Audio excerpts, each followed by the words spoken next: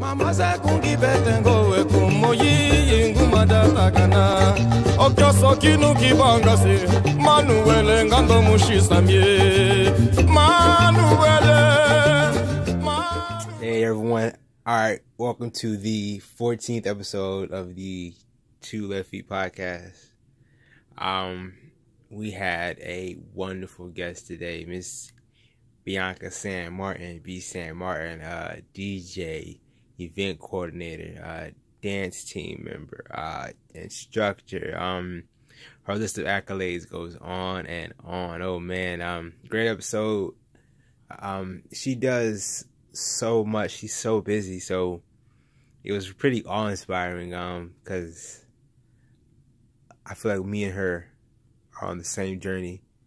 You know, trying to create something from nothing, and you know, it's not easy, but it's really cool when you find someone who's on the same journey as you. It's like this togetherness, you know, like we're both experiencing this. Great episode. Yeah, great episode, man. I enjoyed it. Had so much fun with her. Great blast. She's a great dancer. I didn't know she danced Kizomba, which is crazy, but yeah, her Kizomba was on point, yo. Shout out, you dig? Yeah, she's been in New Orleans all her life, so she knows the dancing. She was shouting out so many people who some I met, some I didn't know, but you know, great episode. If you're interested in the history of New Orleans, the dancing in New Orleans, her amazing story, you know, stay tuned. If you find value in this, please leave a like and subscribe. You know, I hate to say it, but it helps out the show. It really does. If you find value in this, please leave a like and subscribe. And if there's no value to you, then don't worry about it. Episode 14. I hope you enjoy it. Hello, and welcome to the 14th episode of the Two Left Feet podcast. I'm your host, Terrence Greer. I'm here with my co-host, Francesca Peña. Hey, y'all. Hey. And today we have a very special guest, Miss Bianca Martin. San Martin. That's Bianca San Martin. San Martin, yes. A.K.A. B. Martin, right? San Martin. Okay. All right. Sure enough. So hold on. I'll make sure I get this right. You are the CEO and founder of NOLA Fleaux. Is that how you say it? NOLA Fleaux. And you're also the founder, director, and CEO of Ritmeaux Krewe? Ritmeaux Krewe. Ritmeaux Krewe. All right. Sure enough. You are a dancer. You are a performer. You are an instructor. You used to be a model. Oh, still yeah, a model? we're throwing it way back. Yeah, all right, so you also a DJ, and you also a dance team director? Yes. Okay, yes. And you also used to be a law firm secretary, is that correct? That is correct. Hey, wow. Juicy digs. Yeah, your accolades are quite impressive. Thank you. Yeah. How's, work hard. How's your day going today? Day has been good. Getting ready to spend the time with y'all, prepping my energy. Okay, awesome. Y'all some of that awesomeness. Hey, I can feel it. That's awesome. So I know you are Puerto Rican and Honduran, is that correct? Correct. Okay, born in New Orleans or what? Yes, born and raised New Orleans, technically Old Metairie. Okay. I'm currently living in Mid-City, so okay. I'm a NOLA girl. Hey, I understand that. I understand that. Did you go to school here or? Yes. So I went to Dominican High School, and that is Carrollton, technically called Gerttown area. Okay. Uptown-ish.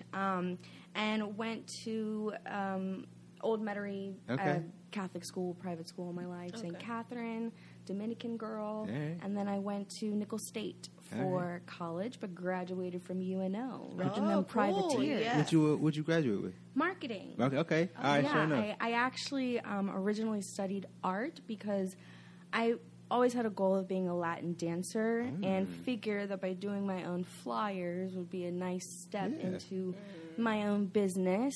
However, the art program at Nicholls State University was super intensive. I'm like, you will not catch me with no welding machine. Okay, that's crazy. So I shot over to business because I like, kind of the same thing. You got to market your business and yourself. And transferred my senior year to UNO and graduated marketing. Okay, so enough. Nice. That's awesome.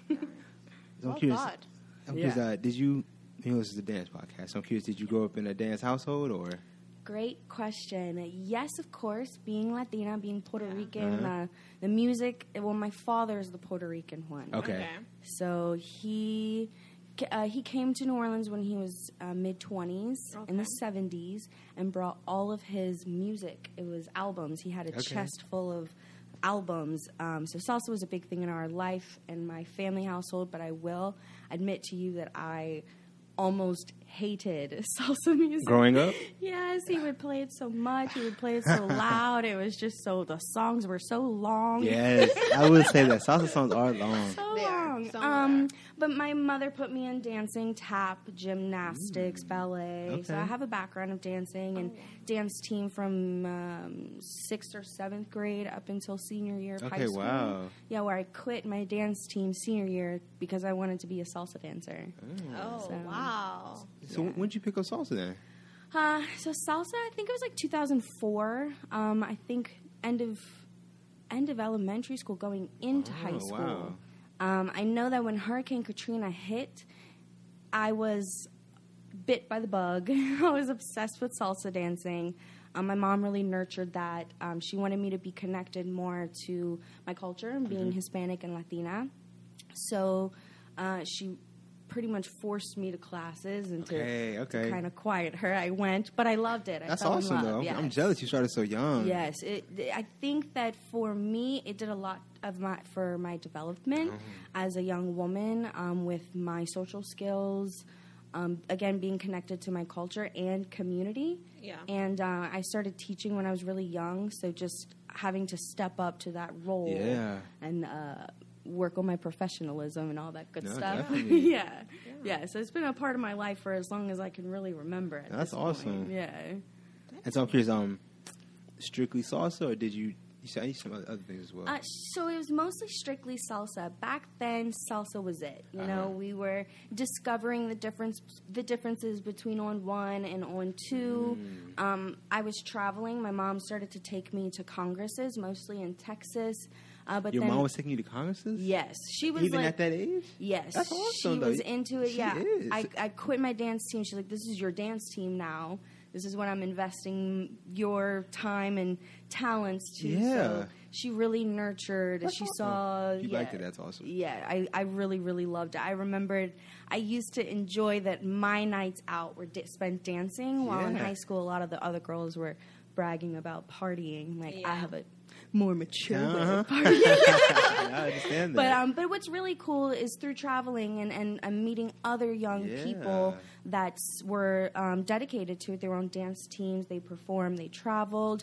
And that was really cool to me to see someone my age, teenagers, getting dressed up to go hit the dance floor until 2 in the morning. Yeah. You know, back then, locally, in order to practice, there was clubs. And still Right. Yeah. So my mom would take me to the bar, you know, before the club night really started. Usually they had the Latin nights first. And so I would go and take the classes, practice a little bit, awesome. way before midnight. She'd take me home. But, yeah, the traveling, I think, is what really helped me grow and excel as a person and a dancer. Oh, definitely. Starting so young, I'm curious, what was that like growing up, you know, going to bars and clubs, taking classes?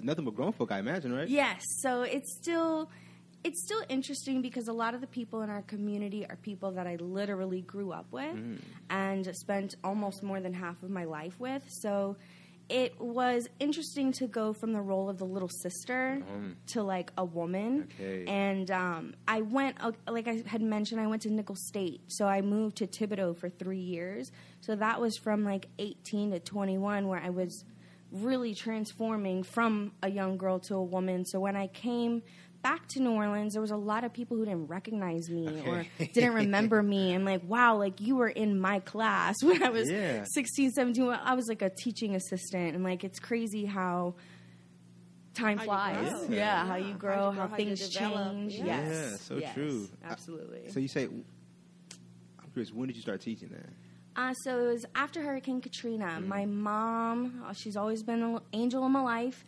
She called on Chino, Masaru Fukura, saying names, calling names out. He actually danced with Liquid Rhythm. He was one of the first or second generation dancers, and he was studying at LSU in Baton Rouge.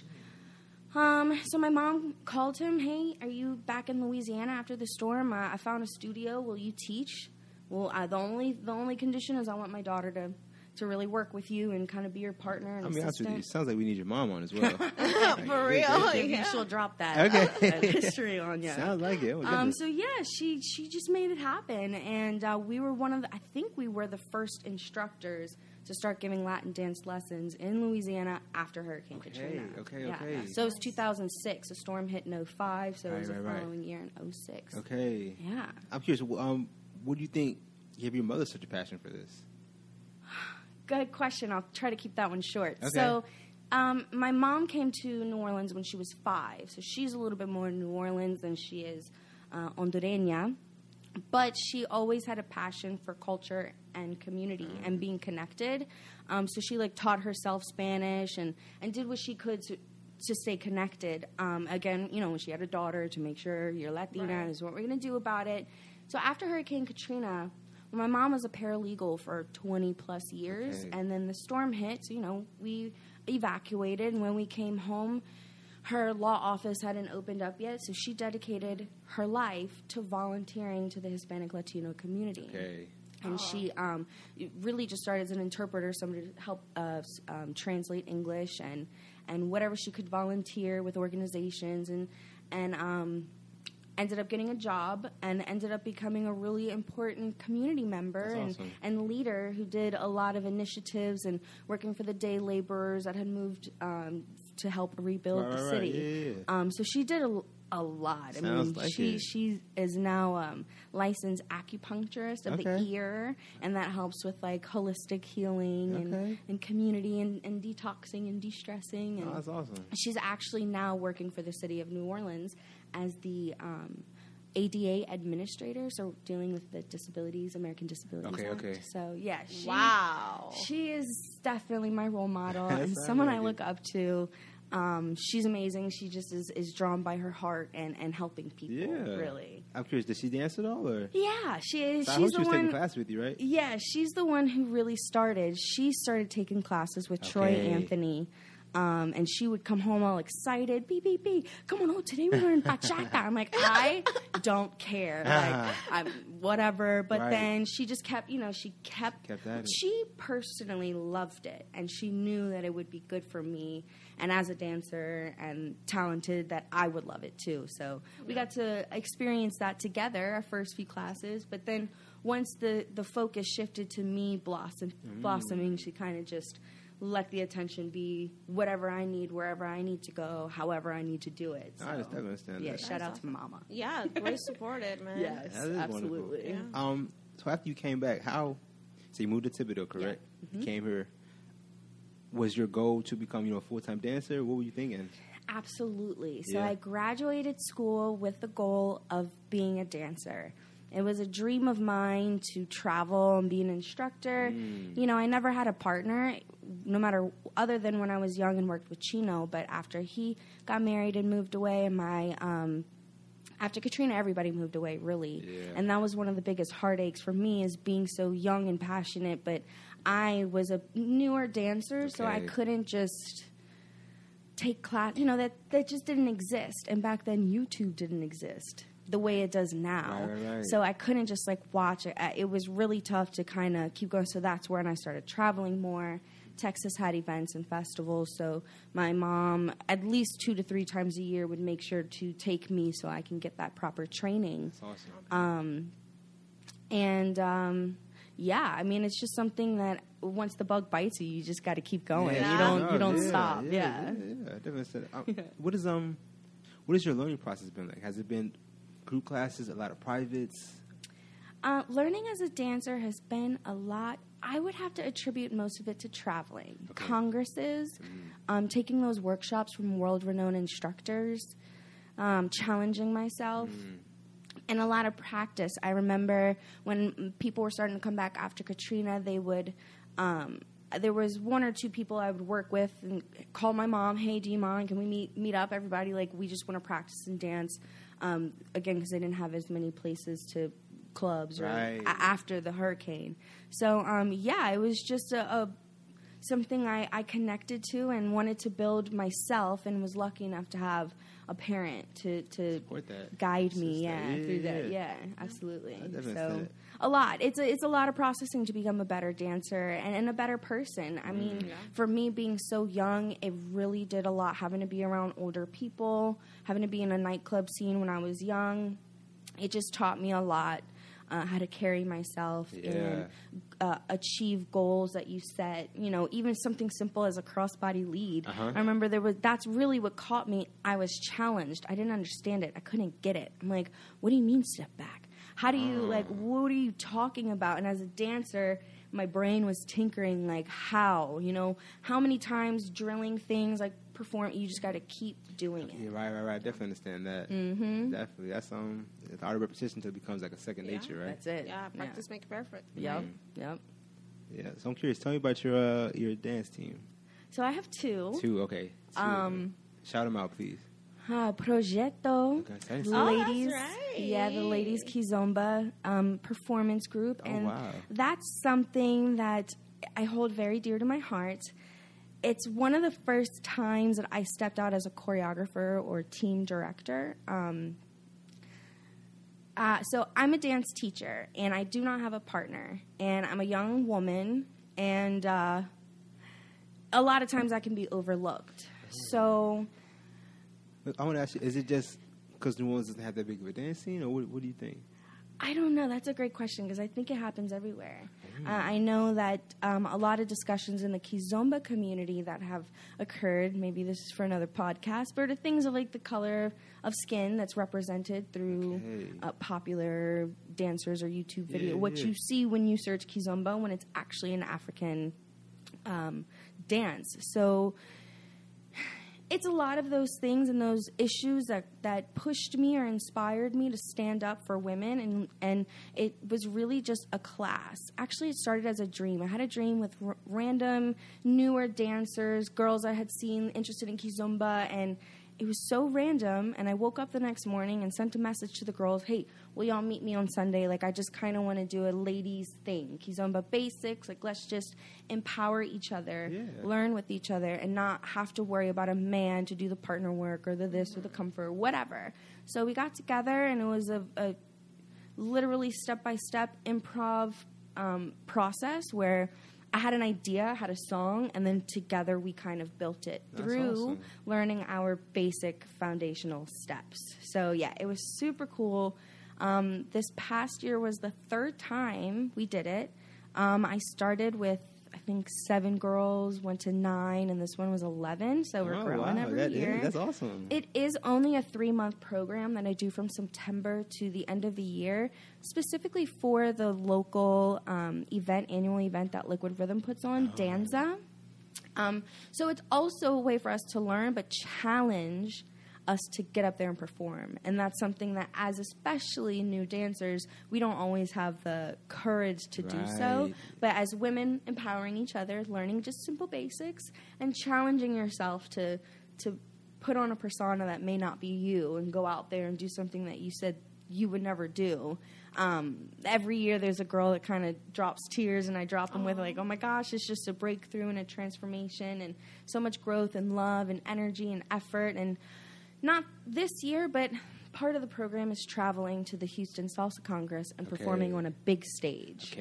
So, yeah, it's a lot in a little 3-month span, but it's been such an amazing journey and meeting so many amazing people, and then giving them the experience to go to festivals. For some of them, it's their first Congress. And like I had mentioned, I truly believe that Congresses are one of the core ways of a dancer getting better or taking that 100%. Next level, because you have not just a workshop with one instructor. It's 20, 30 of them. It's people that are on TV and are getting national and international recognition for being awesome dancers. It's just spend an hour. Social after that. Yes, you go dance with them until 5 in. Yeah, it's all a dream come true for sure. And let me tell you. No, go ahead. And let me tell you, like, I was able to see that that performance of dance. That you guys were amazing, amazing. Okay, I would have never thought that came from a basic.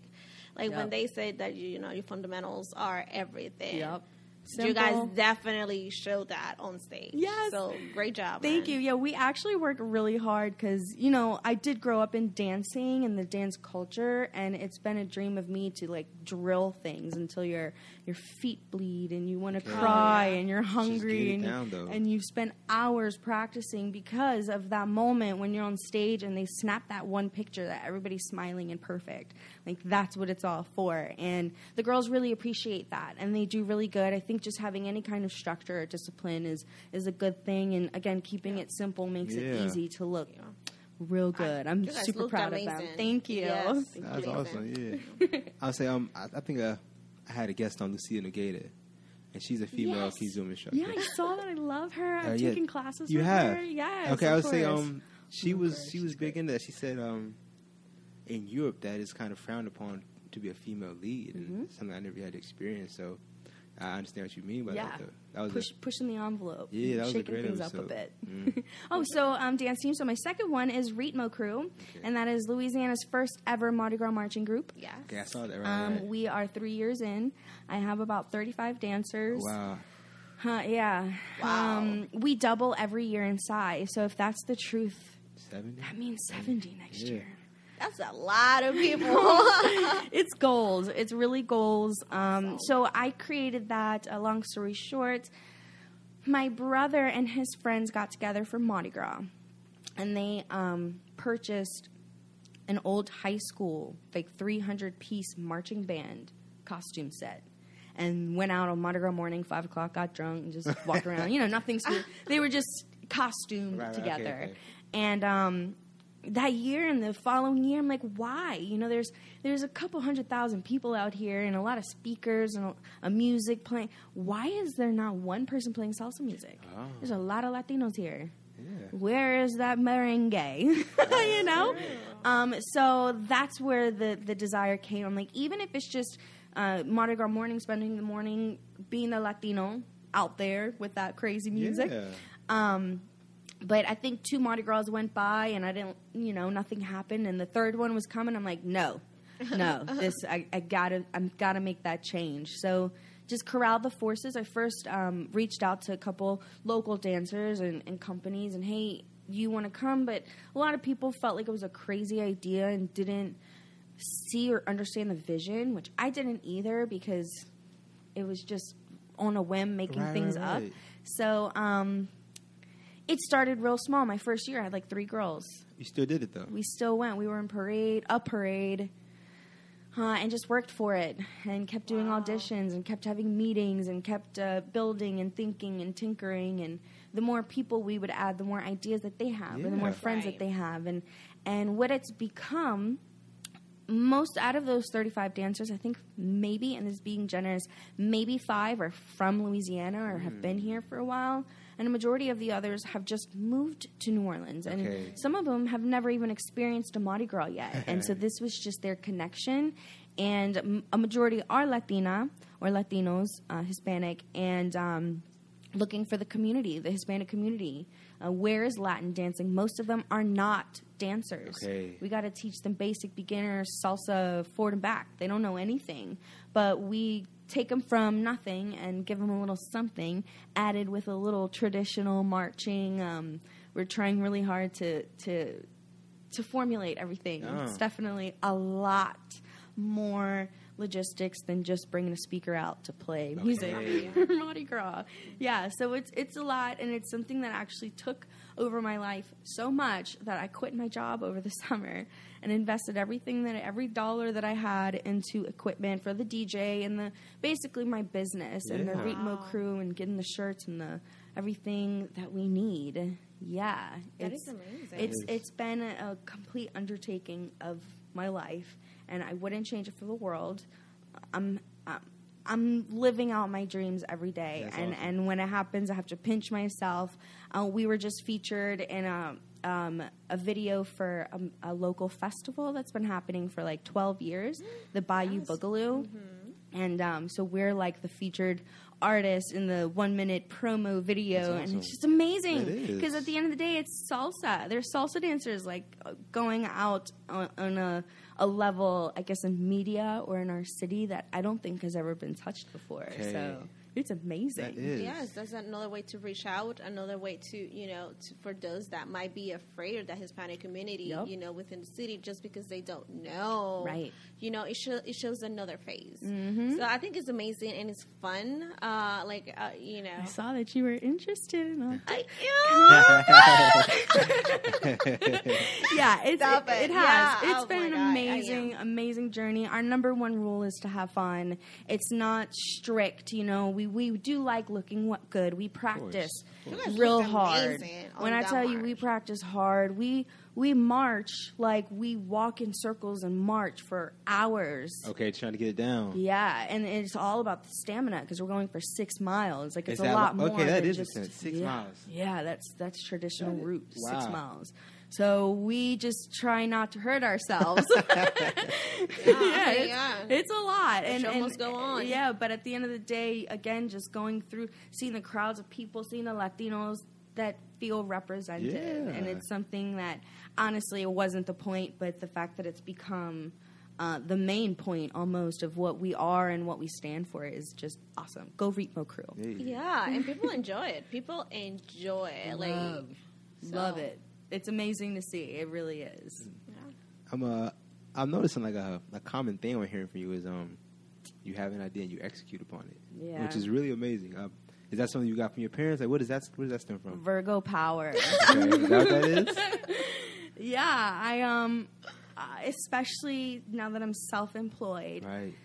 I'll say I've never hustled this much or thought I would have to hustle this much. I don't want to say that I was silver spoon fed. I worked. I got full scholarship for school and stuff, but I never thought that I would be here. And if you asked me a few years ago, like, did you think that this is what your young adult life would be dedicated to? And absolutely not. But everything that I do is so much more rewarding than however much the check might be. Okay. And I'm driven by my passion. I guess I kind of get that from my mom. My dad's a very hardworking.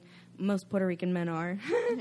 He's a little bit more stricter, and he would prefer that I take a more traditional route and be an engineer or he something. He just wants what's best for you. But exactly. But what he thinks is best. Yeah, I think that what's best in life for anyone is just living life and finding that happiness. And I was miserable at my job, and I understood how important it is to pay the bills. I'm a single woman.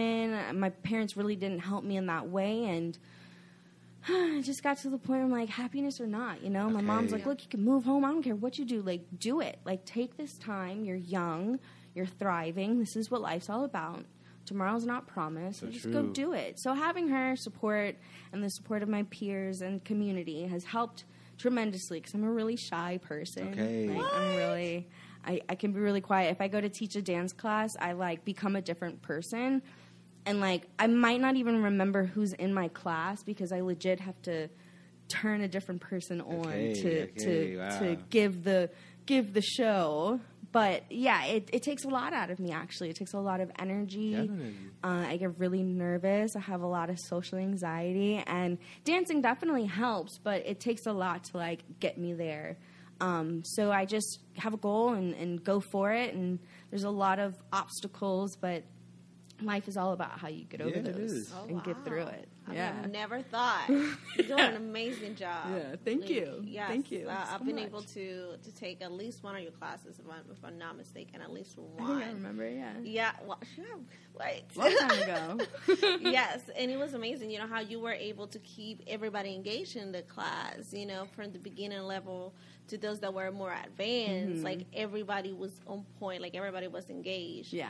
And I would have never thought you were nervous at any point. You look so secure. So thank you. Yeah. It's every day is a challenge, and sometimes I have to go outside after a class and just breathe. I'm like, okay, you did it. Yeah. You did it, girl. Relax. And everybody's always so happy. It's just kind of a personal my little nerves going crazy. But yeah, I love it. I also attribute a lot of my teaching style to my instructor, Troy Anthony. Dropping names. Oh, okay. I know who that is now.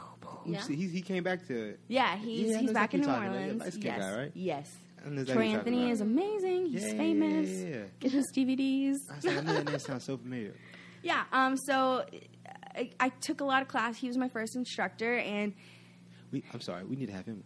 Definitely. Oh, yeah. Gotta have him. Yes, we need Troy. to have him. Yes. If I had my phone, I'd text him right now. Yeah, but his style, just like you said, it's very captivating and entertaining, and he cracks a lot of jokes, and a lot of the things. Yeah, a lot of the things I do, or just my maneuver of teaching my basic beginner salsa class, is a lot from him. And anybody who asks me, I make sure to tell them. The other day he popped into a class and I gave him a shout out, and afterwards he's like, no, shout out to you, like you're doing great. Yeah. Like, thank you. And it means a lot because I'm like a protege of him, and he knows that. So to have his approval meant a lot to me for sure. No, that's not it. I wanna talk about your going entrepreneurial. Yeah. That's a really big leap. And so I know a lot of people are hesitant about that. What helped you or inspired you to take that leap? You quit your job, you went the whole mile. Yeah, it took me too long, I'll say that. Okay. Since the day I fell in love with salsa, so I guess almost 15 years ago, I felt connected in a way that was deeper than just dancing. And, like I said, I kind of, in school, studied graphic design and marketing and always had it at the back of my mind. But, again, as a single young woman, I had got my degree. I knew that, or I wanted to follow a more societal structure of life. But I knew that the whole point of that would be so that I can finance my dance life. Okay, that's the income. The way I wanted to, because that was just, it has always been number one. So I worked and I had jobs, but I just wasn't that good at managing. I'm good at marketing a little bit, maybe not so much in the social media day and age, but I was just too young, I think, when I was 18, 19, 20, 21, 22, which for some people is like the perfect age. It would have been perfect, but I didn't have the right maturity, I think. And it meant a lot for me to be an independent woman and live at home and pay my bills and, finish school. Honestly, I could have dropped out of school and just went and become a dance instructor and traveled around the world and moved to Houston and go be on someone's team and just pursue that passion. But to stand on my own 2 feet meant a lot to me. So it took too long because I was really scared. I was so scared. Yeah, of course. And I had a lot. So the biggest inspiration is I had a lot of people around me, peers, people my age, that were living their dreams. They were not able to travel everywhere all the time. They were paying their bills, but he's an artist. He's a painter. He's a filmer. He's a photographer. She's a dancer. She's a DJ. And I saw that what is it called? Casting extra, like for film, just standing in the back. And people doing what they want to do, making their own schedule, living their lives according to their rules. Right. And being an American, we are in the only country in the world that you can choose what you want to do, especially as a woman. That you can live your dreams, that you can change classes, social classes. So, I was in a very small-minded, going down one side of the road, but life kept taking me back to the fork. And it's like, at the end of the day, you're gonna have, and if you don't go down the dream road, you're gonna be like, what if? And life is gonna keep taking you to the fork. Like, life just has that way of bringing you back. And I kept deviating, and all the tears that I cried. And so one day, I was just like, dang, what? I quit. Yeah. I'm quitting. I had enough money to invest in what I needed barely, like super just barely. And things have worked out. I am alive. I'm sitting here. Yeah. I am, again, like I said, living out a lot of my dreams. Financially, I want a lot better for myself. I say that I am surviving, not thriving, and I want it to be the other way. But I do understand it takes a lot of work. Right. And no matter what, as a dancer, as a DJ, as a doctor, as a whatever it is, you kind of have to dig deep and become that person you're always meant to be. That's what life is. And dancing has helped tremendously in like getting me into this way of thinking. And dance can be so correlated to life in so many different ways. Just having the courage to get out there on the dance floor, I see a lot of, me and her in like your journey, Yeah. We're on that same path. Yeah. Just trying to make something of this, Just going by your heart, being tugged by that salsa bug that dang bit you. Yeah. I heard this really like this cool thing I read, and it's just pretty much as long as we and you, as long as we just give value, it's going to work out. Right. Oh, yeah. You know, value always triumphs.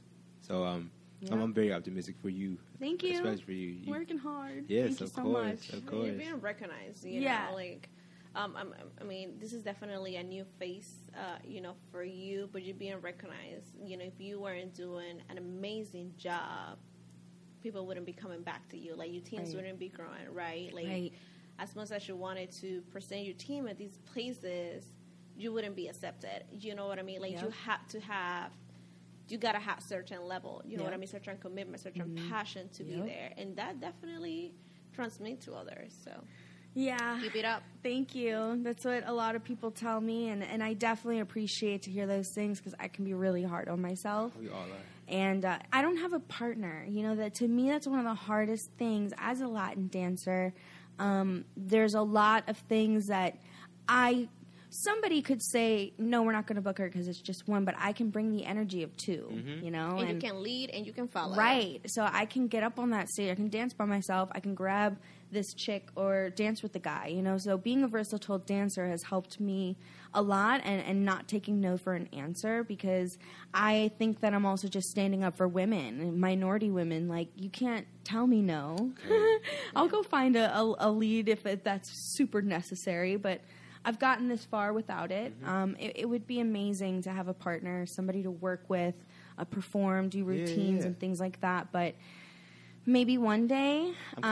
What's been the hesitation or the hope? You just haven't found anyone. Just haven't found it. Okay. Yeah, I think just being at different times in life. You know, when I was in college, that would have been a great time to like link with somebody, one of the dancers, and just build. When I moved home, that was kind of the influx of a lot of dance companies. Liquid Rhythm moved back. Bayou Movimiento was created. I think Mambo Orleans sprinkled in a little bit around then. So I came in with NOLA Fleaux, and NOLA Fleaux was a blog because I realized there was so much happening in our city, so much growth, so many different places. Hey, maybe there is a dance partner somewhere, but let's just start putting ourselves a little bit more together. And then the age of social media was picking up, and so many different posts and so many different things happening, and I needed to try to schedule in a little something for myself, so I just started to look at everybody's schedule and put it together and thought, hey, I think this would be great for the community, you know, to have like a virtual bulletin board where we can see everything that's happening and build from there. And, yeah, just having a partner never really fell into the books for me. I'm open to it, but now I'm kind of moving past that. Being a DJ, you know, that's a solo job. And all kind of stuff. So dancing just brings a lot. It brings a lot of, like, I've always wanted to DJ, but I never really thought it would be something I would actually act upon or finance or invest in. Because, again, the dream was to be a dancer, and some things didn't work out, and life happened the way it did. I had a great friend, shout out to DJ Calday, who took me in as his student, and he would give me whatever equipment or let me borrow to practice and to learn. And he kicked me out the nest and said, go get your stuff. Okay. You're ready. Go get it. There's no reason. There's no reason at all that you are not a DJ. I'm like, you're right. You're right. So just life, you know. I never would have expected. My goal was more to be a dance instructor. But now I enjoy being a DJ, you know, and it kind of falls better. I coordinate events, and I like to be able to set the vibe of my party rather than like have to run up to the DJ like, this song is too fast, or like, I don't like what you're playing, because I can be super critical about those kinds of things, especially as a dancer, especially as a dancer who has traveled, that knows like what good music is and can be, you know. Definitely. And especially like a Puerto Rican, because we know. Yes, we know. We know the best of the best. That's how it comes on. That's it. Hey, I want to talk about your DJing, because I know... is it every Tuesday at Rock and Bowl or what? No, so I'm not DJing at Rock and Bowl. Excuse me. I'm teaching the dance classes at Rock and Bowl. Okay. I just started Monday Kizomba classes. Where's that at? 1300 Mandeville Street, Okay. Rhythm and Smooth. I just started like 2 weeks ago. Is that a new studio, Rhythm and Smooth? New, brand new. Yeah, Beautiful. I've never been there. We need to Come check it through. out. Yeah, come through before Segunda Fiera. That's what after class we all go over there together. Oh, okay. Really? Yeah, so DJing right now is going real slow. I'm still a baby, and I still have a lot of growth to do. I have all of the equipment, so I can go anywhere and have a party. Nice. I'm trying to get hired. I've been starting to get jobs for like birthday parties and stuff. Because my thing is, I want more than just Latin music. I do everything, all kind of music. My favorite is like disco and that 70s old school feel good music. So it's just making myself. I was doing once a month at Johnny Sanchez, which is like a restaurant on Poydras. And that was great that a restaurant would call on me and open their doors and remove tables to have people come out and dance. It was a small space, but I still think that's great. There's not a lot of restaurants that's like, hey, we're going to like take money out of some servers' pockets so that we can let some people come dance and have a good time. That is awesome. But they now, change of management and stuff, so they still want me for special events. Actually, I'm going for Top Taco, which would have been tonight, March 14th, but New Orleans weather is crazy, so it got postponed. Okay. So with Mardi Gras and my dance group, Ritmeaux Krewe, that took up most of my time, but I've actually been spending the past 2-3 days trying to lock in dates to start doing more parties, because since the beginning of NOLA Fleaux, which is 6 years, is going on 6 years, I've been doing almost every month at least one party. So before I wasn't DJing, so it was hard for people to kind of connect me as the person coordinating the party or house parties or whatever. But now I'm just trying to put a little bit more face behind everything and brand myself a little better. So I want to have parties. I have so many ideas inside my head. So much I want to bring to the city. I've done like City Park, gone out to the park and just set up my system and had a little party. Yeah, and that was great. And just things like that, things that are different. A little more open air events is what I would love for the summertime. Trying to get in with some pool parties. Yeah, I mean, like I'm a DJ for Latin dancers, and we really don't have that here. Yeah, I'm one of the only ones. Sure, there's lots of Latin nights that play hella reggaeton and merengue all night, but they don't have somebody who really knows what we as dancers want to hear. Right. And number one on my list is Kizomba. Okay. But but even with that, there's no DJs here that'll play that. For the Latin socials, that's in the playlist. They'll sprinkle it in. It's in the playlist, but it's not a DJ. Like I'm trying really hard to just give what we don't have here, and so I've been playing it cool because I want to be good. I don't want a scout to come out and be like, oh, she's not mixing very well. Okay. So I practice a lot, but I am really good. I am just really hard on myself. Every time I DJ somewhere, almost the entire event, people are coming up to me. That's a great song. You're doing a great job. Oh, my God, you're amazing. What song is this? What song is this? I'm like, yes. Yes, I'm doing something right. So it's really cool, but it's really nerve-wracking. Of course. Being, again, a female by herself, handling heavy-ass equipment. Okay. Technical difficulties. That happens all the time. Oh, my God. Heart attack. Oh, my God. And all the time. Like, there's always something, a cord or something, and I have to be knowledgeable in order to fix it. Right. And that's why I make sure to be cautious in what kind of gigs I do, because I don't want to be overwhelmed or seem like I don't know. When I do, my teacher, he did a really good job of teaching me a lot of the ins and outs, but DJing is a weird world. It's a very technological world that the equipment and things that kind of like with Ritmeaux Krewe, just the logistics, I wasn't too prepared, but I like the learning process for sure. Yeah, I definitely understand that. You live and you learn. You get better, right? Yes. Yeah. I want to talk about your love for Kizomba. When did this come about? Kizomba. I met Kizomba in Paris. Oh, you actually went there? All right. That's awesome. In 2010 through Troy Anthony. His partner at the time was Georgette Alcocer. She's really big with Dominican bachata. Yeah. Oh, my God. Love her. I hated so much when she moved away. Like, I know. Why would you do that? I just found you. I know. We had a legend living here. Yeah. So she needed a teaching assistant because Troy was booked somewhere else. So me and another dancer went to Paris for the weekend. It was the Sensual Bachata Festival.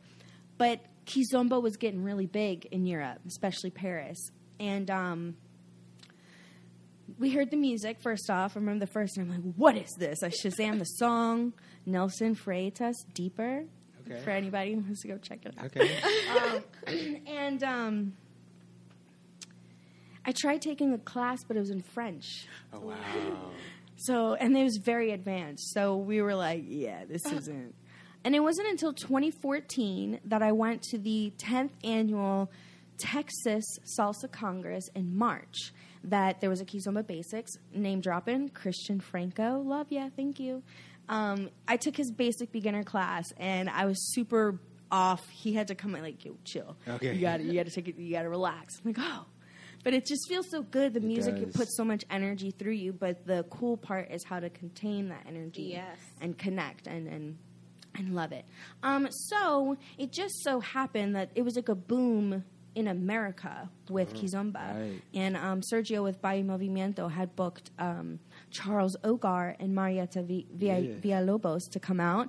And so within maybe 3 months from March to the beginning of the summer, I took like 6 workshops. Okay. It just happened. Wow. Liquid Rhythm even had Sakai Koto come out. It was just a lot really fat. Troy had done 1 or 2, and I took every single one. I was front row and center. Awesome. I'm like, this is like, I love it. You know, I met it 4 years ago. I can't believe it took me this long.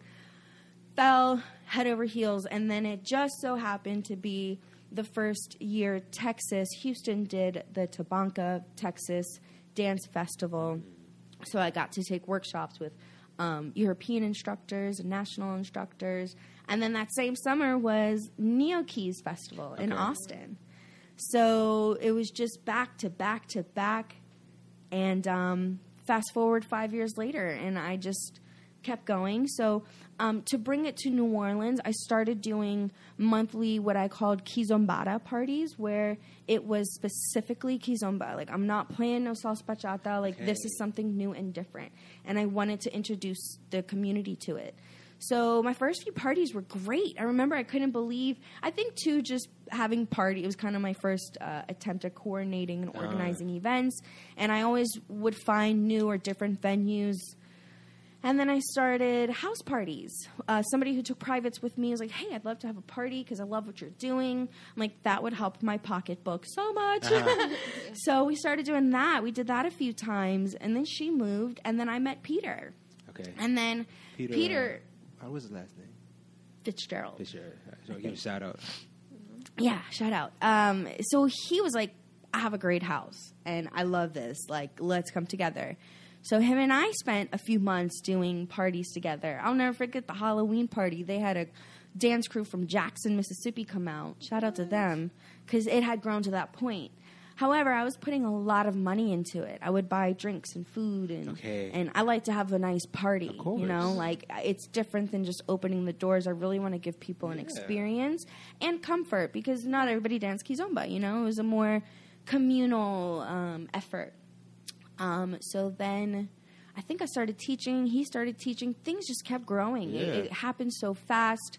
Mayumi had moved in town or was around, and she was a previous, you know, she had known Kizomba from before, and it just kept growing. And then, you know, the next year was Tabanca again, and Peter, I think, went that year. I think he went every year with me.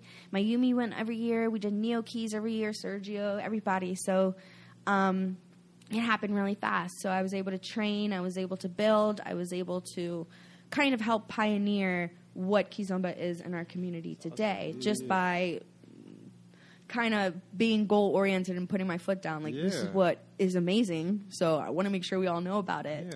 And so I taught with Tina as well for a few months, almost a year, and then she started her Zouk journey, and I started the Ritmeaux Krewe journey, and we've always kind of worked together and apart, and it's done so much to build us to where we are today. I think we're not a big community in terms of Kizomba. You know, it's still very new and very small. I think New Orleans just has a small dance. Yeah, like even salsa's small here. Yeah, it is. We're a small city, you know. It is small, but in a way big, and everybody knows everybody. Yes. Yeah.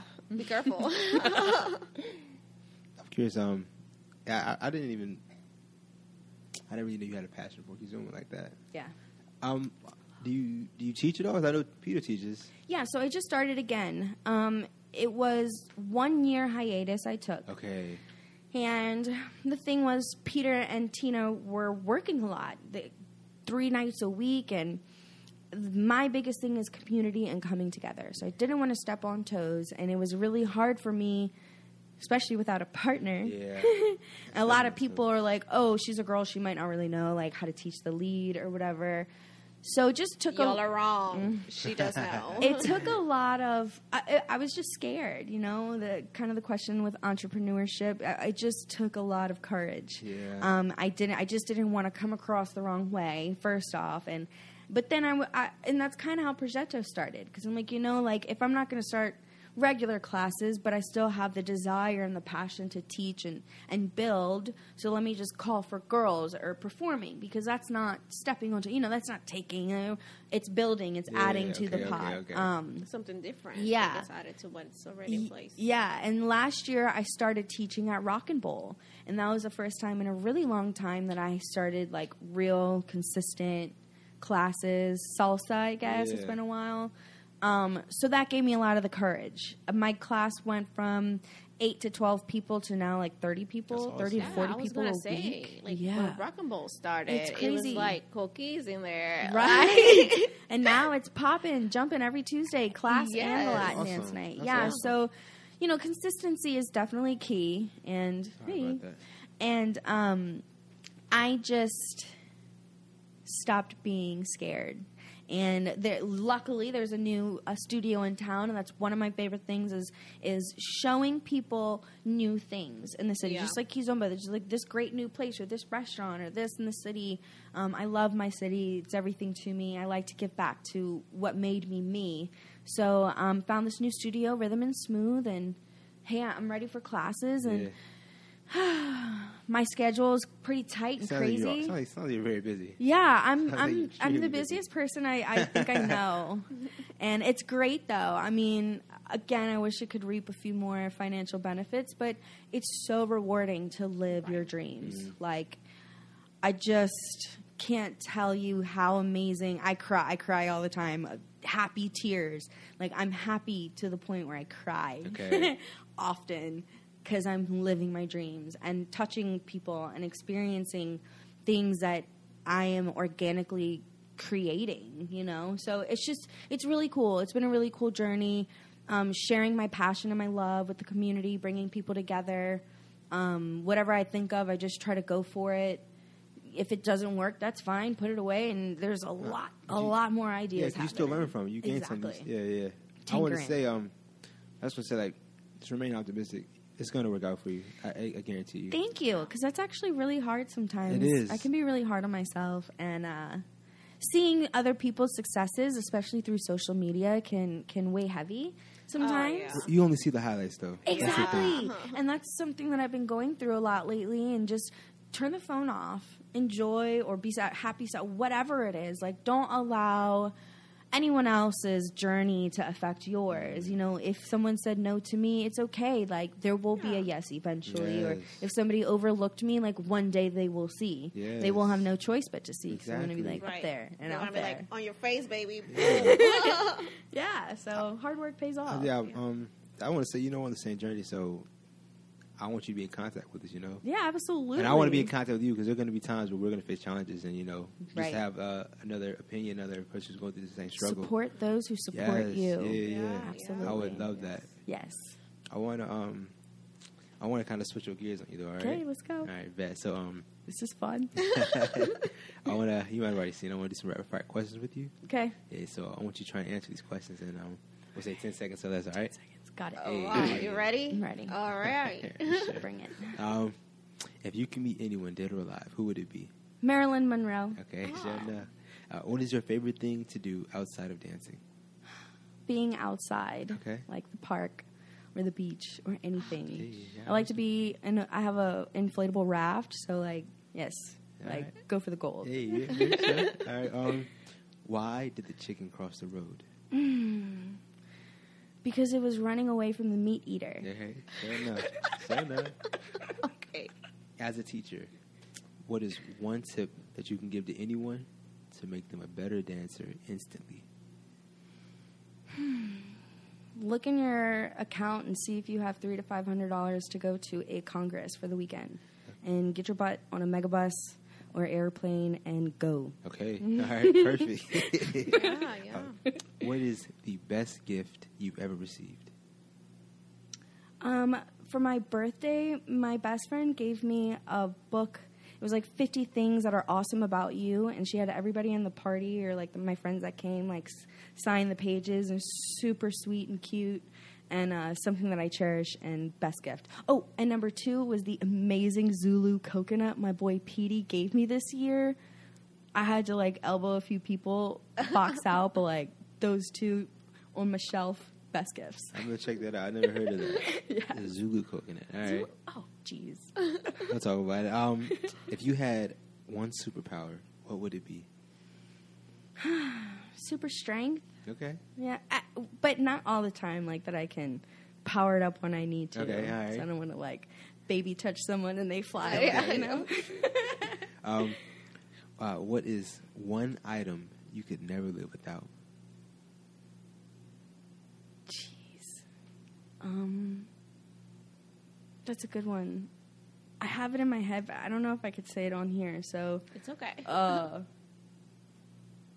herbal essences, Okay. Okay. All right. Okay. holistic healing. All right. What is what advice would you give your 20-year-old self? 20-year-old self, just do it. Stop being scared and just go do. Because if it doesn't work, it doesn't matter, as long as you're alive, and be happy. No, sure Yeah. enough. That's big. What is the best piece of advice you've ever received? You can't soar with the eagles if you are effing with the chickens. Okay. Sure enough. Mama Eva Hurst. That's real. That's real. I want to ask you the counter to that. What is the worst piece of advice you've ever received? Probably that you need to lose a few pounds so we can Photoshop you a little better. Okay. That's what time is Bad about. advice. Okay. Yeah. Bad advice. That is- My initial thought was that I'm comfortable and I'm happy with myself. And I think Okay. that's the point of being confident enough to step up here. Yeah. So I dyed my hair blonde and said Photoshop fat. Okay. Yeah, baby. Bad we don't advice. like it. Look Yeah, I that didn't way. like that. I like more positivity, Yeah. empowering, constructive criticism Yeah. Yeah. or advice, whatever. What? No, Yeah, it's all I know. good. How dare them? You are stuck on an island for 5 days. And you can only bring 3 things. 5 days, 3 things. What are All they? right, a speaker, the charger cord, and like a phone or my iPad, so I can Right. just dance it out. I love those answers, but I'm just curious. What are you going to plug into? Oh, it's a Bluetooth speak. Oh, what am I going to plug into? Shit, I need a portable charger. Are you- Can you I already bring 4 said- things? No, you, That was a good one. all right, keep it though. Okay. What is your favorite dance congress? Oh, God, that's a good one. Does this have to be 10 seconds or less? Houston Salsa Congress. The Orlando Congress is amazing. I used to be a fan of Texas Congress. I love Kizomba festivals. Neo Keys Festival used to be number 1, but I went to One Keys in Dallas. We'll And talk about that one.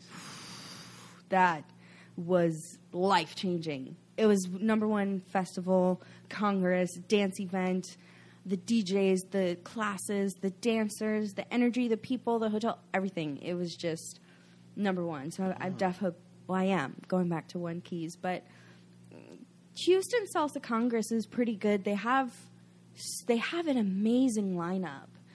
Some people that you dream of meeting, and they go every year and have been going for every year. And what I like about it is that although it's big and big names, they're all very family. They're all friendly. They're all, you could tell, having a good time. And I really like that. Okay. That's awesome. I want to talk about the One Kids, but we'll do that after this, all right? Okay. And I guess really the last one is who is your favorite performance dancer to watch, if you have one? I love Desiree Godsell. Congrats to her beautiful Yes. baby. I took a class with her and her partner. Yeah. They do the bachata. Yeah. Mm-hmm. They have a routine where they mixed everything, like West Coast swing, salsa, kizomba, zouk, and maybe bachata. And her energy is so captivating. She's such a beautiful person. She's such a great dancer and instructor. And I love that her and her partner are like everyday kind of people. They're not like ripped up, like super perfect. Like she'll do her hair crazy or colorful. Like she's very down to earth. And every time I see a video of her, it blows me away because she has this essence that is phenomenal. Okay, that's awesome. Yes, that was awesome. I'll say you did a perfect job on those questions. Perfect 10 out of 10. Hey. Thank you. I want to go back to those festivals. You said the One Kids Festival, and tell me also about the Afro Summer Love Fest. Afro Summer, yeah. So I'm an ambassador for Afro Summer this year. Shout out to Shafiha Monet. She is an amazing person and dancer and instructor that I've been blessed to have met and gotten to know.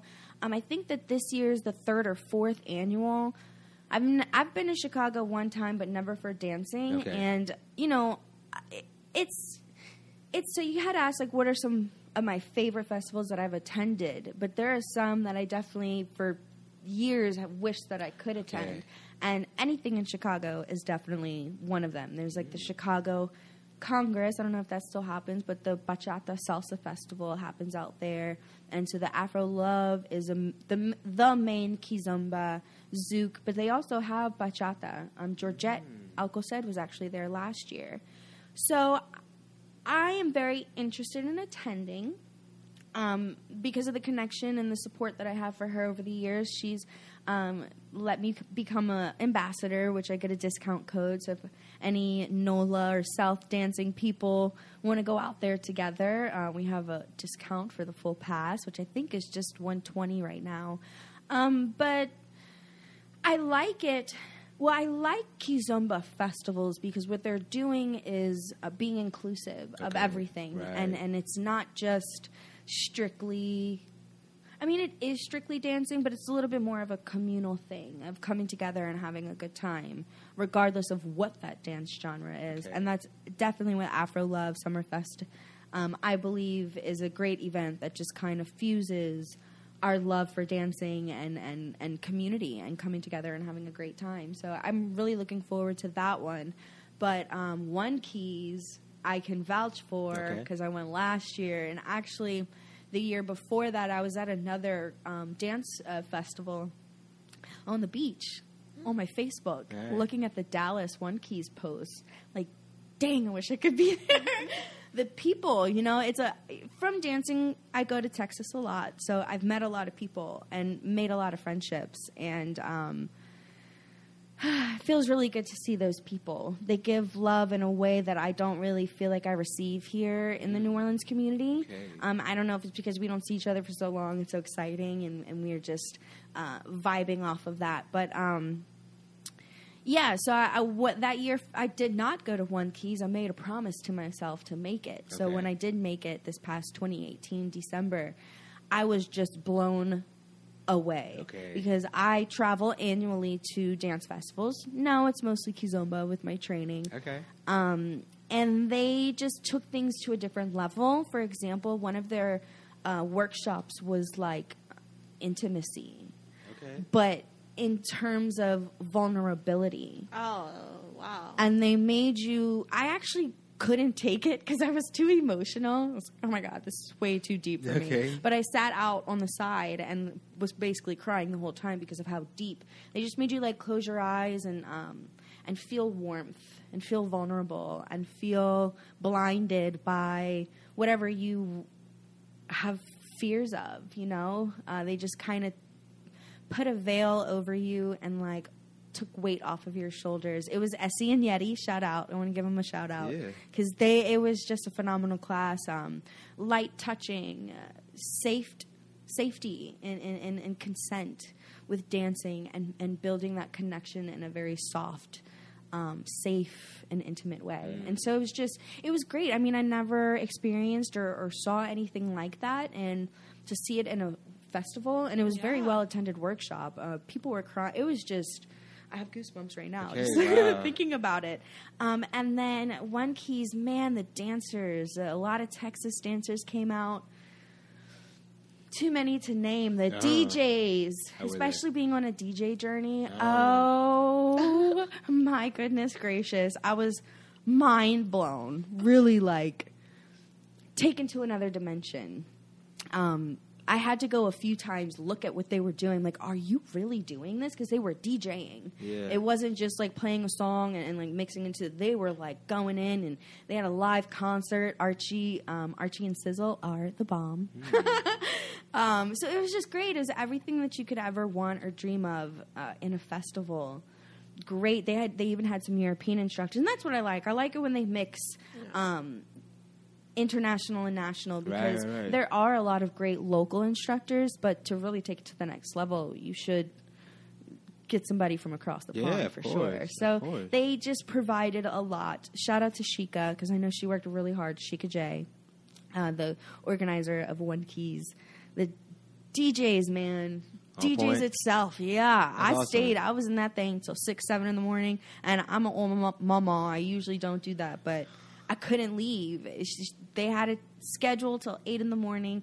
Every DJ, I was like, dang, 4 o'clock. Keep the good ones coming. Like, gotta keep going. And it was great. Yeah, it was. I think they had like a Tarasha competition or something. So it was just so cool. Yeah, it was. Like it was cool to see so many different aspects and energies and people, and I barely remember the themes because that almost didn't matter. It was just about being together. Okay. You know, it was awesome. Super great. I've been to salsa congresses, but I don't think I've ever been to strictly like Kizomba. Yeah, you know, that luckily it all fell together for me. Tabanca and Neo Keys in Texas. I've been to Dallas before One Keys for something.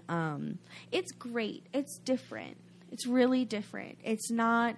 There's workshops and stuff, and I don't know about y'all, but I wake up 9, 10 a.m. I don't care how long I've been dancing. I go take those workshops. Yeah. But the Kizomba Fest, I think they have like the pool parties. I don't know what it is about it, but it's way more fun. Okay. It's way more like you're going to have a great time. Not necessarily dance, which of course you dance, but like it's not even really about that. Like you enjoy the whole experience. Yeah, you're just having a ball. And then they're in great cities. I love Texas. Austin, Texas is great. So I just try to make sure to take time to go visit, you know, travel, go to a bar or a nice restaurant instead of staying stuck in the hotel. Right. You got the city and everything. Yeah. So the Kizomba festivals are great. It's just different. It's a breath of fresh air. You hear so much music. That's the cool part, because here, you know, we have an hour to 3 hour social, if that. Like, there's only so much we can hear. But the 72 plus hours of dancing and the music and the DJs is, I'm Shazamming all weekend. Okay. It's great. It's awesome. That's a great tool. I love Shazam. Yes. I want to kind of go back to, you know, your teaching and everything. Okay. I know you're being a wonderful teacher. Thank you. What advice could you give beginners who feel like they're stuck in like a rut? I like that question. Slight example before my advice. When I first started dancing, and I was still at the basic beginner level, 2 parts of this story. One, I remember being really bored in the basic beginner class and being like, all right, I know this. And once my instructor, Troy, would see that, he said, hey, come up to the front. He would have some of the better dancers in the front line, because it doesn't matter how bored or second nature it is. You have to do it and do it and do it and drill it and drill it and drill that basic and build your basic. Once you have the steps, start using body isolations. Play with your shoulders. Play with how your hips work. Understanding how to isolate or separate things. Give more energy.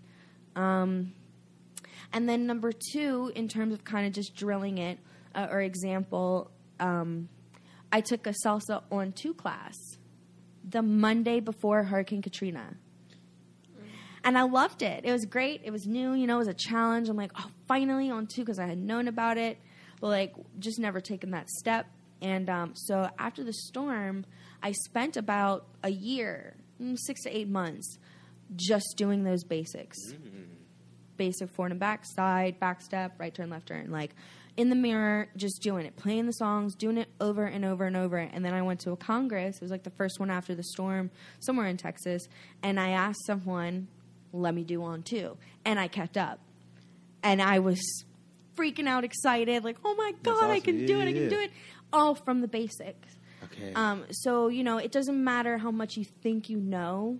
You got to keep drilling it. And it doesn't matter how bored or redundant or repetitive. Like, it's just like walking. You know, as a baby, we take our steps, but it doesn't mean we, like, run around when we're adults. We walk. You know, we use our legs. We use the same redundant motion, but that's just a part of it. So with dancing, just to keep repeating that. As a basic beginner dancer, aside from the drilling, and maybe you don't have that inner discipline or structure to kind of build from the ground up, a lot of people get super anxious to, like, take it to that next level.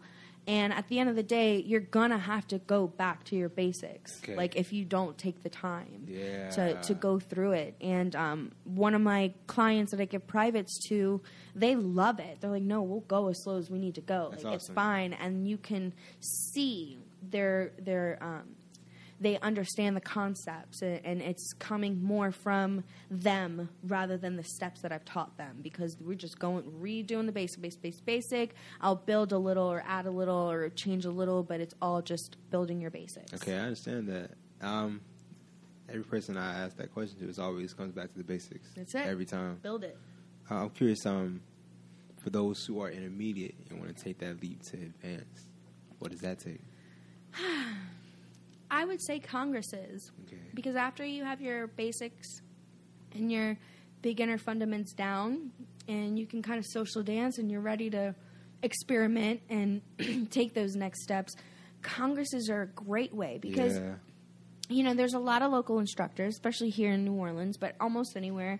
There's a lot of choices and options to choose from, and each instructor may be amazing, but I think it's just more beneficial to take a class from a world-renowned, usually sometimes a world champion, somebody who's been doing it for 20 plus years, someone who's paid to travel around the world to, like, do that. And the fact that in a congress you have 10 different options a day. Right. You know, so again, it's not just, you may have a great instructor locally and you could take classes with them for a year, but that one weekend with however many workshops you do will give you so much more than all of those classes combined, because the different instructors, they have so much to give, so much knowledge to offer. They're on that stage for a reason. So the intermediate to there, I could also say joining a performance team, but both of them. Yeah, I think that's a little more maybe personal performing. As a dancer, or growing up as a dancer, I understand, like, I enjoyed the athleticism of it. Okay. Having to really be focused and disciplined and conditioned for those things. But that is really like another level of it. Also, a thing about performing that's difficult in terms of taking it to the next level, you're only learning your choreography. You know, you're becoming a better dancer because they strengthen and condition you and your stamina and things of that nature. But I remember when I was 13, 14 years old and would go to the teen congresses and try to dance with the dancers from New York, they were doing their routines on me. Of course, we were young, but it still happens as adults. Because that's all they know, that cool little move, and they try to do a little something. Yeah, but that pattern becomes a habit, right? Right. Social dancing is not necessarily a thing for performers, and they can perform amazing, they're a great dancer, but may not translate into social dancing. So if you want to take that, my personal suggestion is definitely congresses. Travel, get out there, meet those people, and not only do you get to take a class with that amazing dancer, you have the opportunity to dance with them in the social that night. Yeah, you might have to wait in a line, but still. Hey, man. And even for those that you don't have to wait in the line, you know, like, the levels that you see at these places, like, you know, like at least for New Orleans, when we travel to these congresses, the level that we see there is unlike anything. I mean, we have great dancers here, but Come on now. It's not, And then we had to travel outside New Orleans to get that amazing level. And then the magnitude. You're in a ballroom with thousands of unstoppable, like, oh my, everywhere you look. And then she's dressed so good, and then her heels are, oh my God. And then everybody's so like, I used to call it salsified. Okay. You have to get salsified before you step out on that dance floor. But, like, back in the day, people, like, even when people were, were to go out, they will dress well. Yeah. Like, that was the thing. Like, you wouldn't just put on anything and go out. Like, right. you will look good, you will smell good, Top and you will go out, right? Because you want to, you want to feel good about yourself, and you want to be presentable. So it's the same thing when we go to a congress. It's just to a whole other level, because it's like 3-4 days non-stop. Big deal stuff. Big deal. Yeah. I love Congress as well, just because you see that talent level, and it's inspiring to see what you can accomplish. Oh man, especially the kids. Oh my God, when there's a kids group, child, blows me away. I can't help but to cry when I see the youth. That's a big passion of mine, and something I hope to do more in our community. There's a lot of Hispanic Latinos in New Orleans, in the greater New Orleans area, and I am working towards creating some kind of a youth program. Okay. Even if that is including youth in Ritmeaux Krewe, not yet. But sometime I would love to see the little niños bailando con ellos. No. I know Joshua Juice. Yeah, he's really involved with like the youth as well. So, and with his little girl getting her into it and stuff. It's amazing. It's just, it does a lot for a young person to dance and have that structure and discipline and culture and connection and that support. Like, it's okay. Like, just get out there. Like, we know you're feeling something, and you enjoy it, so just go ahead and express it. Yeah, definitely. When I say the word musicality, what does that mean to you? Musicality. Oof. Right now it means a lot with Kizomba. I can say personally... Okay. So with Kizomba, I was able to connect to it, musicality, differently because you can play more. The rules aren't as strict with Kizomba dancing. So you can dance to the music. You can dance to that beat. You can make her body go to the drums or whatever's happening, or saída sway or go slow when the music goes slow. With salsa, it's a lot more, I think, advanced to be a dancer working in musicality. Right. It took me a really long time to find the comfort to do so. A really long time. And, in salsa or just salsa? In all? Okay. In salsa. Kizomba was super easy. I think it's the same thing. I think it's more difficult to practice musicality in salsa than Kizomba. Absolutely. What do you think that is? You know why?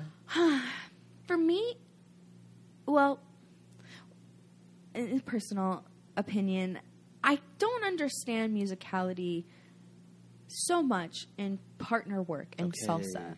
I think that there's like stops or like a break kind of where like you push her forward and she's got to go back kind of thing, or small moves where like a sweep of the leg or something that happens, I think is musicality. Mm-hmm. So I don't really even know. To me, musicality in salsa is more of a solo shining, and my interpretation of the music and listening to the piano, and my feet are going really fast to the piano, and has nothing to do with my basic step.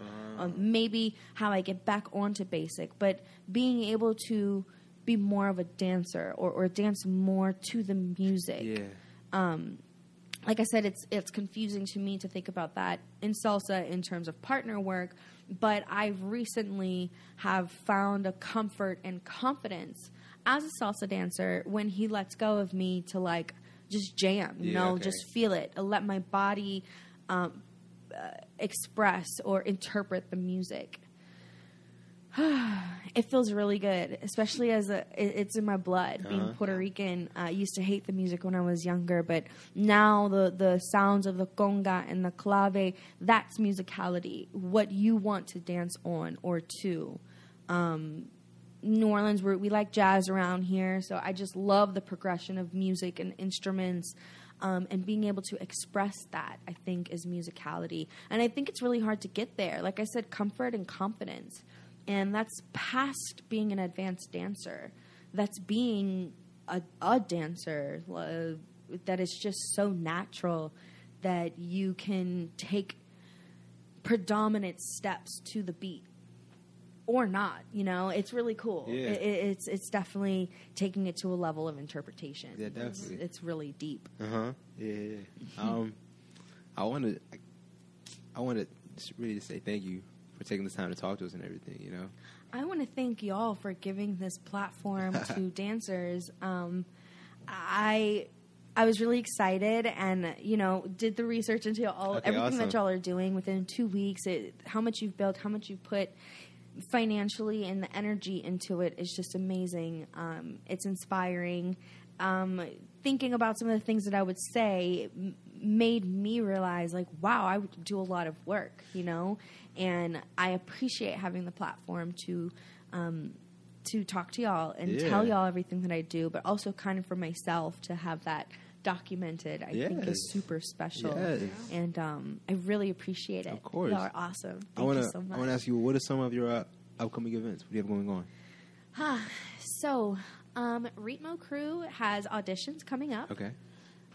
We are involved in a lot throughout the year. We're doing 2 5K walks where they have different marching crews go out to encourage the participants of the walk or marathon or whatever.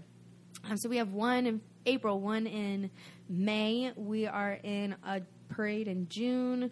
We're super busy during Hispanic Heritage Month, mid-September to mid-October. Auditions means practicing and orienting the new dancers.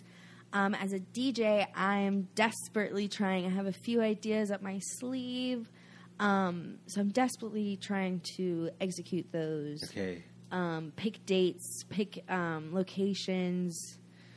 I feel like I kind of outgrew the Rhythmic Arts Center. I was doing a 2-room social over there. And it's a little small. Yeah, with performances and stuff. The last party I did in July was 125 people. That's too many people for that, over isn't there? it? Yes. Yeah. Oh, wow. Well, I use both rooms, so the smaller Still a room. lot. It is. Yeah.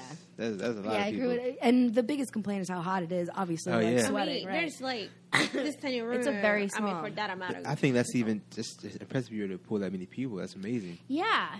The 2-room socials were super fun. I was hoping to make a little bit more out of that, do it. Well, I was working. I had partners. That was kind of a bigger thing that I can do just by myself. I had a caterer come out and everything for the both years. So it was supposed to be once a month or every other month. And then I was like, okay, maybe annual because it's just such a big to-do. Okay. And the first year, I think I had 75 or 100 people. And the second year, 125. So I certainly outgrew the place. Okay. And my thing is I think it's important to give our community something different, and having a 2-room social similar to congresses where exactly. you can only hear salsa or only hear kizomba. That's my biggest gripe. Yeah, we don't have that here. And so I'm just trying to find a way. It's hard to find another 2-room space that would be the price of one because, right. Affordability. Again, it's just me. I don't have a partner. I put everything out of pocket in hopes that it comes back. Sometimes, usually does.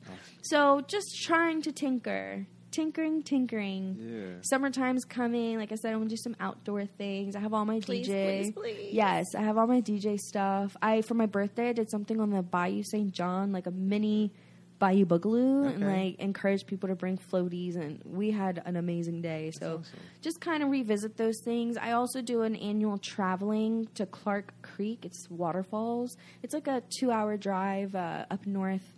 Right into Mississippi, and we play music. I bring my little waterproof speakers, and we play music and dance and hike, and I just want to do all kind of stuff. So that is in September, right? Yes, September. So I'm hoping that right now I'm looking at Easter Sunday to do a little something.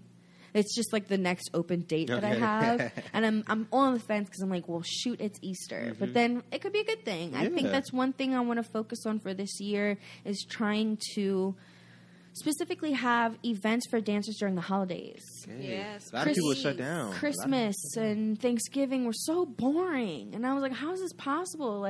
We got to do something. And then, I want to just go set up anywhere. But I want to put a little more weather here. Right. It's just so hit or miss. So yeah, I got to put more effort into picking those days ahead of time and locking it in. Yeah, because I'm ready. I'm itching. I'm about to go set up my DJ equipment in my kitchen because like I am dying to just have a good time, you know, and bring people together. So Ritmeaux Krewe auditions is definitely like we got a date, everything's set.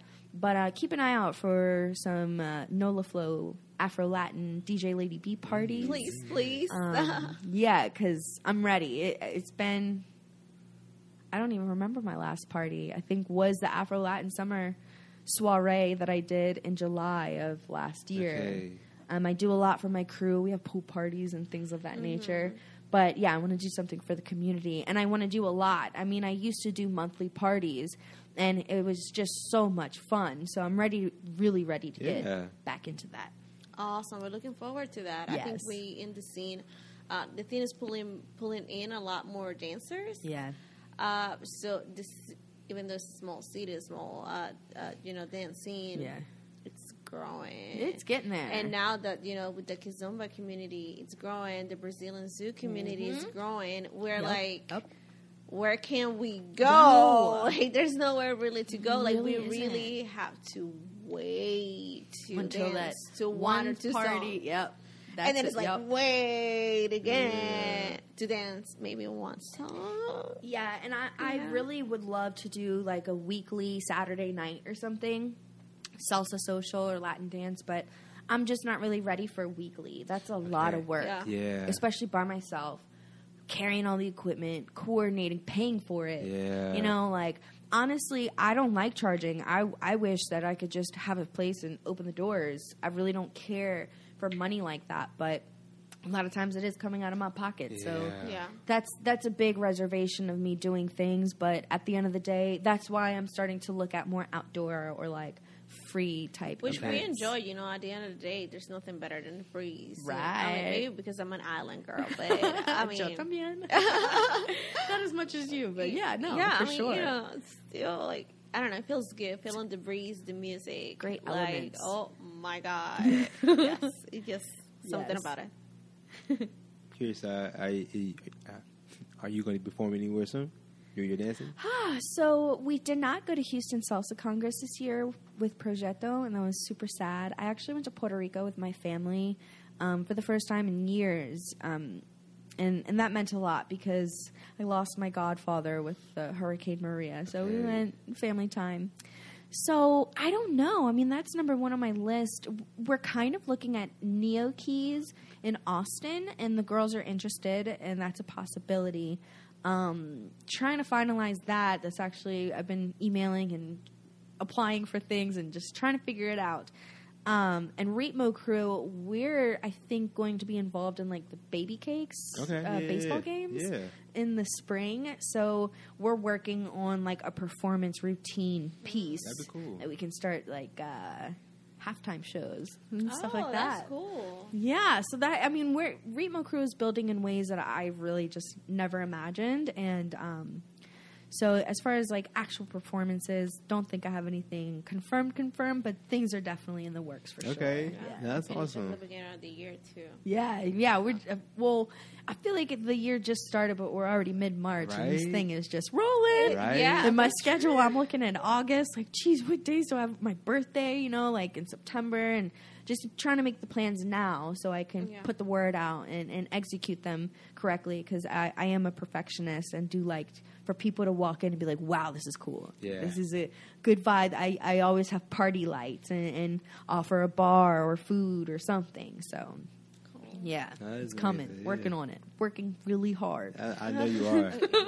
Looking forward to that. Yes, a thank y'all. one-person team, so it all really falls on your shoulders. Yeah, it's a lot of work. It's really tough. Is.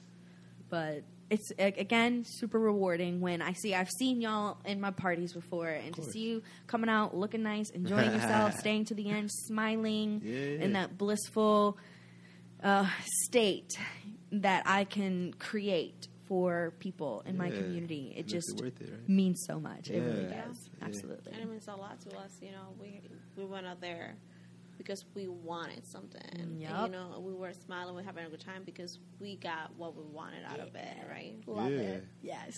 I think that's a big thing.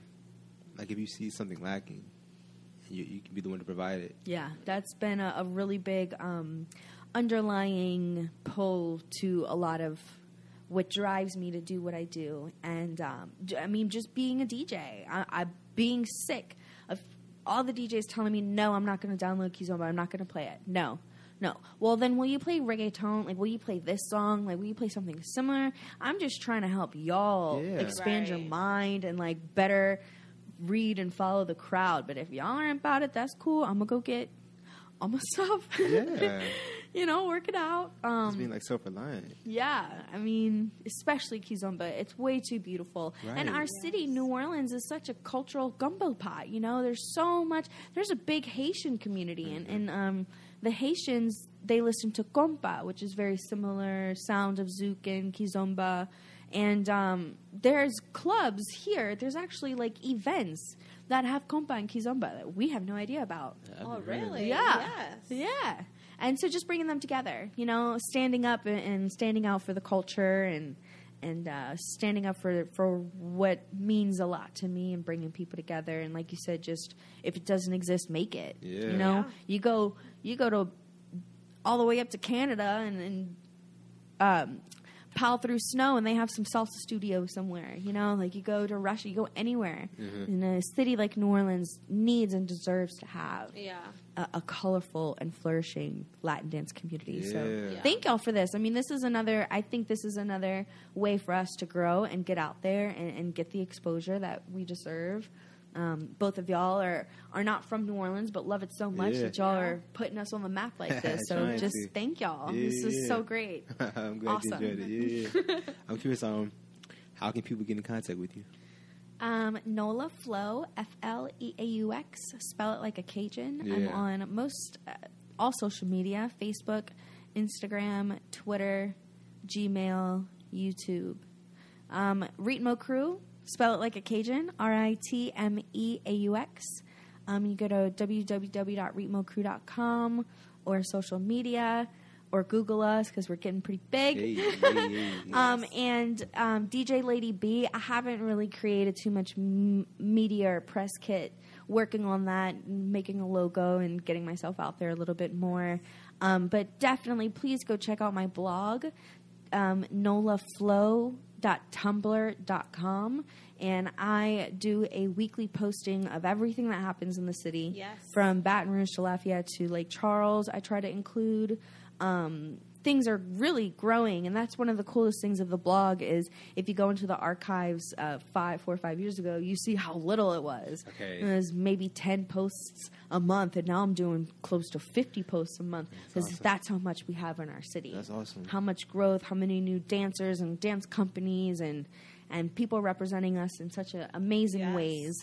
Amazing ways. So yeah, check out the blog. I work so hard. I spend hours and hours and hours just looking into everybody, what they're doing, what's coming next, the bands, the DJs, the venues, the dance companies, the festivals. It's all for the community, and I just really want... It's been 6 years now, and I'm just hoping that people can get a little bit more on board with submitting their posts and clicking on the blog and... working it out. And I definitely can't wait to put some of y'all posts on my submitting on all that stuff. So yeah, check out the blog, nolaflow.tumblr.com. Awesome. Wonderful. Thank you for that. Yes.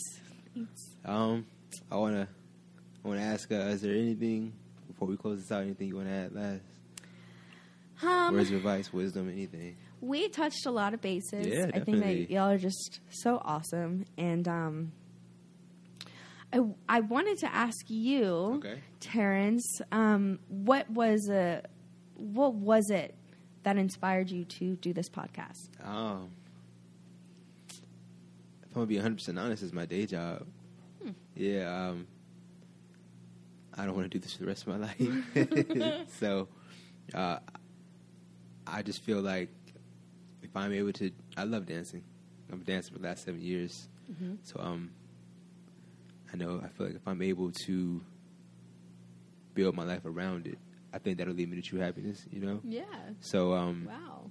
Yeah, me going to work every day, you know, is a constant reminder of, you know, I probably should do something. Something else. Yeah. That I want to do. Exactly. Huh.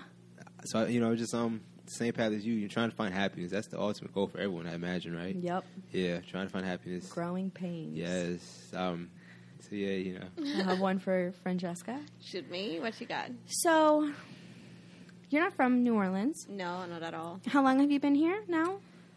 Is this 2019? 9 years. How many? 9? 9. What are your 3 favorite places in the city? It could be like a place to visit or a restaurant. Top 3. Oh my God. That's a tough one. On the spot. Let me have them. I have my secret spot on the back of City Park. Okay. I used to have a secret City Park spot, but they took it away. City Park is huge. So it's just, I love the beach. I'm an island girl. I love the beach. I love the breeze. I need to be close to the water. It's just what I need. So they have this little spot by the water. Just like people sometimes go fishing, but there's like nobody there. Like it's very random. So that's one of my favorites. My second spot. This is a tough one. This is a really tough one. Making you go around the whole city. Like, quick. for real. I want to hear it. I want to see. 2 more. I don't know, really. Like, I don't know. I like New Orleans. I love New Orleans. I think it's the city itself. It's amazing. And I guess it all depends on the mood, you know. If I wanna what go you're looking out. Yeah, like restaurants are not my thing. Okay. You like to cook? He's an amazing cook. So her number 2 favorite spot is Terrence's Kitchen. Yes, he fits me. Amazing. Thank you, Terrence. Hey, I appreciate it. One more. I guess home. Yeah? Yeah. Home sweet home? Home sweet home. Love it. That's where the heart is. Yeah. Well, thank y'all. That was a good one. Yeah, Thank you for so being here. much. Oh yes, because before we get out of here, we starting this new tradition. Okay. Where we're gonna dance with the guests at the end of the show. Okay. Hey, so depending on what you want to do, lead or follow. Okay. We'll put a song on. Whatever y'all want me to do. It's dealer's choice, so Kizomba. Perfect. Okay. Okay, perfect. That's that. Yeah, perfect. So yeah, anything else you want to say, Tom? Any last words? Just again, thank you for being here. Thank you for giving us that your time and the opportunity to have you here to be humble and to have those ideas, the thoughts that even though it makes you nervous, even though you might not be fully confident on those things, you still execute up on them. So thank you. It's definitely rewarding so far. It's gonna be even more rewarding. I think the community needs that. So thank you very much for your work. Thank y'all. Okay. I think that's a great way to end the show. All right. True Love You Podcast episode 14. Sure is. Let's dance it out. Thanks, y'all. You gonna record it too? I know. 2 less feet. Episode 14. Dance it out. You hear me?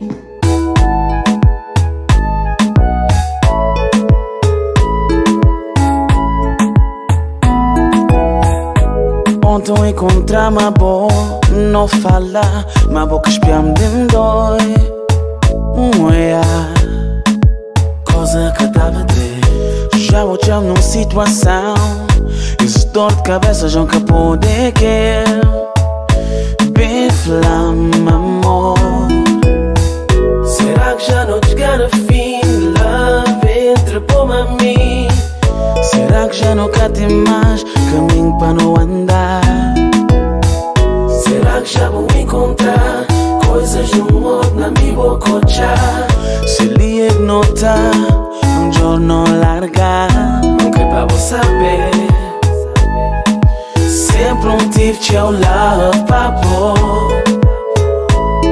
Baby, não quero para você saber. Foi minha primeira amor, minha lady. Já vou tinha dó de me te ensinar. Foi minha que quis ouvir. Nem eu estava cego de amor. Minhas amigas tentam avisar que boca era mulher para mim. Pois nasces lugar e até hoje nunca falar. Será que já não te gana fim?